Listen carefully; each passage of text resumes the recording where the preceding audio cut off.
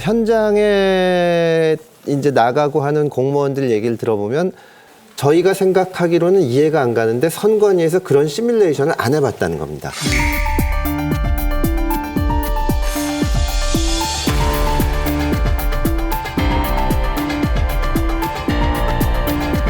그러니까 이제 코로나가 터지고 나서 저희가 총선도 치르고 재보궐도 치르고 했지만 지금처럼 감염자가 많은 때는 없었는데 사실은 그러면은 이게 오면 어떤 일이 생길까 미리 좀 해보고 또 어떤 사태가 생겼을 때 어떻게 처리하고 그러니까 이 통제실도 있고 해야 되는데 선거날 노정희 선관위원장이 출근도 안 했다는 거 아닙니까?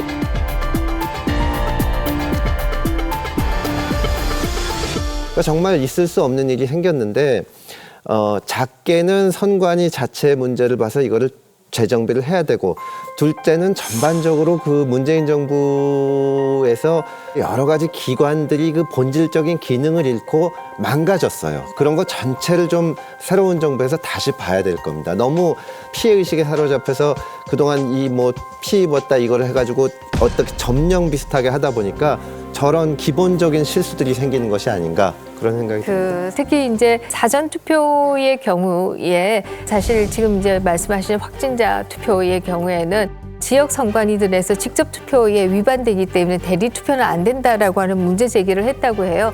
그럼에도 불구하고 중앙 선관위에서 대리 투표하는 것을 결정했다. 이렇게 기사가 나오기도 했습니다. 그렇다고 하면 중앙선관위는 도대체 왜 그런 결정을 했는가 이에 대한 책임 규명도 저는 좀 있어야 되는 것이 아니냐 이런 생각을 하게 되고요.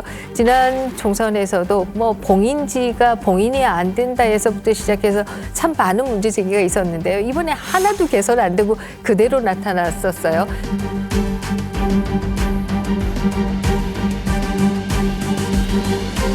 저는 이거 자체가 선관위가 얼마나 오만한 것이냐라고 하는 것을 보여주는 것이다. 특히 사전투표에 있어서 유권자 명부가 없어요.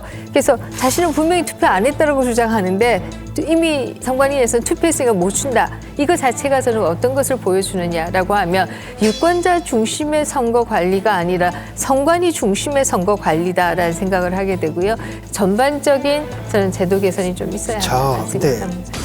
모두 역대 선거다는 게 인간이 하는 것이기 때문에 완벽할 수가 없어요. 그렇기 때문에 선거 관리가 완벽하지 못했고 그걸 갖다 좀 더 완전하게 다듬자까지는 괜찮은데 이걸 또 부정선거로 연결시키는 것은 굉장히 잘못된 거고 그다음에 문제는 뭐냐면 이렇게 되면 그걸 까봐야 되잖아요. 이게 다 사회적 비용이거든요. 그러니까 우리가 사실 완벽하게 하려면 엄청나게 비용을 들이면 다 완벽하게 할 수가 있잖아요.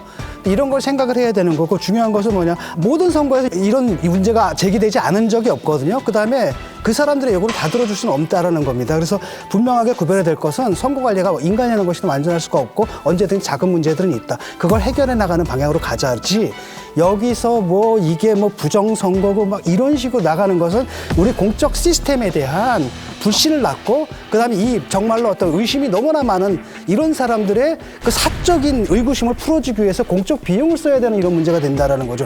그거는 저는 진 교수님 말씀하고 좀 다른데 뭐 이게 부정선거다 뭐 그런 의혹으로 문제를 접근하는 게 아니고 공정해야 될 선거 관리 자체가 부실한 거니까 그것이 한두 번이 아니고 현재 중앙선거관리위원들이 들어서고 나서 있었던 일이 계속 반복되니까